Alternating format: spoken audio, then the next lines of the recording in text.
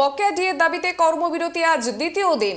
রাজ্য সরকারের হুঁশিয়ারি সত্ত্বেও সরকারি অফিসে টানা 48 ঘন্টা কর্মবিরতির সিদ্ধান্তে অনড় আন্দোলনকারীরা। গতকালও জেলায় জেলায় বিভিন্ন সরকারি দপ্তরে কর্মবিরতিতে সামিল হন কর্মীদের একাংশ। এদিকে ধর্মতলায় শহীদ মিনারের সামনে বকেয়া ডিএর দাবিতে সংগ্রামী যৌথ মঞ্চের আন্দোলন আজ 22 দিনে পড়ল।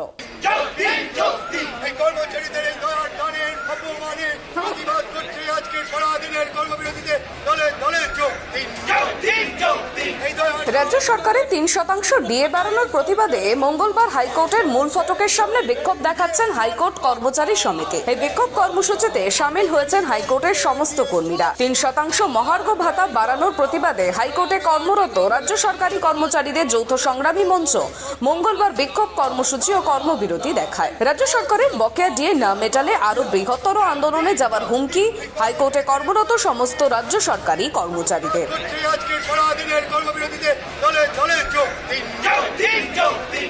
সংগ্রামী যৌথ মঞ্চের বক্তব্য, সরকার যে হুঁশিয়ারি দিয়েছে 20-21 তারিখে জরুরি কারণ ছাড়া অফিসে না এলে কাজের রেকর্ড থেকে একটা দিন মুছে যাবে। সরকার আসলে ধর্মঘট ও কর্মবিরতি গুলিয়ে ফেলেছে।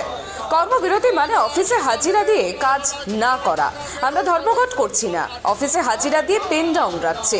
শহীদ মিনারে আমাদের অনশন চলছে, তাতেও কাজ না হলে আমরা পরবর্তী কর্মসূচি নিয়ে ভাবব। যদিও সরকারের সমর্থনে যারা এই মহাকরণ ও নবমহাকরণের বিভিন্ন বিভাগে চাকরি করেন তারা রাজ্য বাজেটে 3% ডিএ ঘোষণার জন্য আবার মুখ্যমন্ত্রীকে ধন্যবাদ জানান এদিন। তবে কলকাতার পাশাপাশি জেলায় জেলায় বিভিন্ন দপ্তরে কর্মবিরতির ছবি দেখা গিয়েছে। তবে এই কর্মবিরতির বিরোধিতা শোনা গিয়েছে সরকার সমর্থিত কর্মচারীদের মুখে। অন্যদিকে সল্টলেকের বিধাননগরের West Bengal Land Reforms and Tenancy ট্রাইব্যুনালের কর্মীরাও এদিন সংগ্রামী যৌথ মঞ্চের ডাকা কর্মবিরতিতে সামিল হয়েছেন।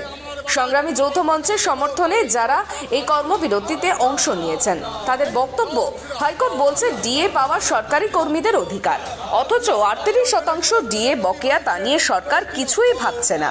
বকেয়া মহার্ঘ ভাতার দাবিতে আমাদের সারা রাজ্যে আজকে কর্মবিরতি চলছে। সমস্ত সরকারি দপ্তরগুলোতে আমরা হাইকোর্টের কর্মচারীদের যতগুলি সংগঠন আছে সবাই ঐক্যবদ্ধভাবে আজকে কর্মবিরতি করছি। সারাদিন কলকাতা হাইকোর্টে আজকে কোনো কাজ হবে না। আমাদের একটাই দাবি, যা মহার্ঘ ভাতা আমাদের বকেয়া রয়েছে সমস্তটা সরকারকে অতি দ্রুত মিটিয়ে দিতে হবে। আমাদের 35% বকেয়া ছিল, সরকারের কাছে আমরা ভিক্ষে চাইছি না। মহার্ঘ ভাতা আমাদের অধিকার, সম্পূর্ণ বকেয়া মিটিয়ে দিতে হবে, এটাই হচ্ছে আমাদের দাবি। এরপরে আন্দোলনটা কতদূর নিয়ে যাবে? আরও বড় আন্দোলন হবে। সরকার যদি আমাদের কথা না শোনে, সরকার যদি তার অবস্থান থেকে না সরে আসে, তাহলে আরও বড় আন্দোলন, প্রয়োজনে ধর্মঘটের দিকে আমরা যাবো গোটা। এদিকে সোমবার আন্দোলনকারীরা যখন সুর চড়াচ্ছেন তখন মহার্ঘ ভাতার মতো ইস্যুকে সামনে রেখে চড়ছে রাজনীতির পারদ। ঝাঁজ বাড়িয়েছে বিরোধী দলনেতা শুভেন্দু অধিকারীর বক্তব্য। তার কথায়, যতক্ষণ না ডিএ এবং বকেয়া ডিএ দিচ্ছে স্বাস্থ্য, বিদ্যুৎ, পানীয় জল ছাড়া সব জায়গায় তালা লাগিয়ে রাখা হোক। সুর চড়িয়েছে সিপিএমও। সুজন চক্রবর্তী জানিয়েছেন, সার্বিকভাবে কর্মবিরতিতে সাড়া পড়েছে কর্মচারীদের। 2-4 জন যারা অন্যান্যভাবে ডিএর থেকে বেশি টাকা উপার্জন করে তারা সরকারের পক্ষে কথা বলছে। তবে তৃণমূলের মুখপাত্র কুণাল ঘোষ এই নিয়ে বিজেপি সিপিএমকে ভাই ভাই বলে খোঁচা দিয়েছেন। কুণালের কথায়, এ বাংলায় অন্ধ তৃণমূল বিরোধিতা করতে গিয়ে যখন বিজেপি এবং দুই ভাই সিপিএম আর কংগ্রেস। পূর্ণ সমর্থন আছে আমাদের। এত দমন পীড়ন, বিজ্ঞাপন, ভয় দেখানোর পরেও অনেক জায়গায় সমর্থন পাওয়া গেছে এবং আমি এটাকে বলি শুভ লক্ষণ, মানে ভালো করে পাকছে। স্বাস্থ্য, বিদ্যুৎ, পানীয় জল ছাড়া সব জায়গায় তালা লাগিয়ে রাখা হোক যতক্ষণ না ডিএ এবং বকেয়া ডিএ দেবে। আমরা ভারতীয় জনতা পার্টি লেজিসলেচাররাও 5টার পরে গোটা রাজ্য জুড়ে সরকারি কর্মচারীদের ডিএ আন্দোলনের সমর্থনে আমরাও সংবিধান প্রণেতার কাছে দাঁড়িয়ে শাউটিং করব।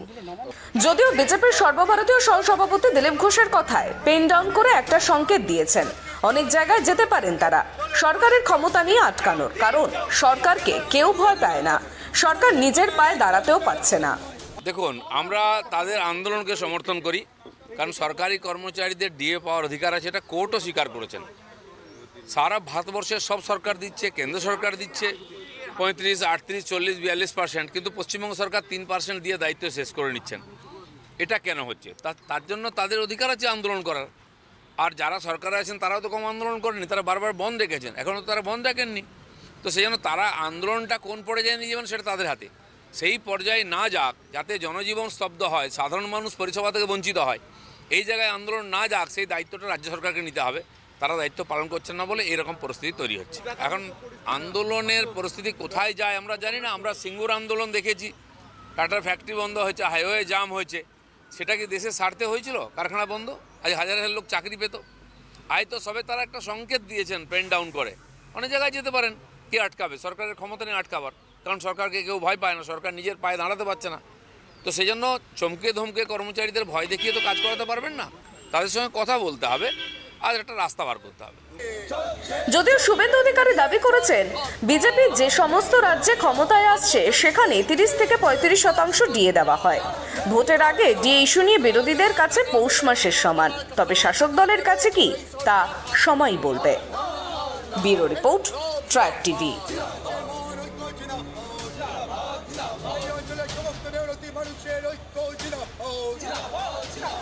হাইকোর্ট কর্মচারী সমিতি